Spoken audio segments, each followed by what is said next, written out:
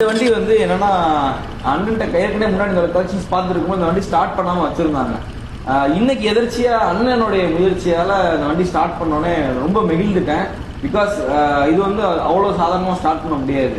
இது ஸ்டார்ட் பண்றதுக்கு தனிப்பட்ட திறமை வேணும். ஏன்னா இதை இந்த கம்பெனி எப்பனே உருவாக்கப்பட்டுச்சு? இது லான்ச்சிங் பாத்தீங்கன்னாக்கா 1955 இது வந்து லான்ச் பண்ணிருக்காங்க. ஓகே. இது ஸ்பெசிபிக்கா பிஎஸ்ல நிறைய மாடல்ஸ் இருக்கு. குறிப்பா இந்த பிஎஸ்ஐ M20ங்கிற வண்டி மட்டும் பாத்தீங்கன்னாக்கா மிலிட்டரி பர்பஸ்க்காக இந்த ராணுவ பயன்பாட்டுக்காகவே தயாரிக்கப்பட்ட ஸ்பெஷலான வெஹிக்கிள் இது. இதுல நிறைய நல்ல ஒரு ஸ்பெஷலான விஷயங்கள் எல்லாமே நிறைய இருக்கு. சூப்பர்ண்ணே. அதுதான் நான் சொல்லிட்டு இருக்க மாதிரி இந்த வண்டி 1955ல தயாரிக்கப்பட்ட பிஎஸ்ஐ கம்பெனி. இது வந்து ராணுவத்துக்காக மட்டுமே இந்த வண்டி தயாரிக்கப்பட்டு புழக்கத்துக்கு விடப்பட்டுச்சு. அப்போ வந்து இந்த வண்டி அவ்வளவு சாதாரண மெக்கானிசம் இருக்காது.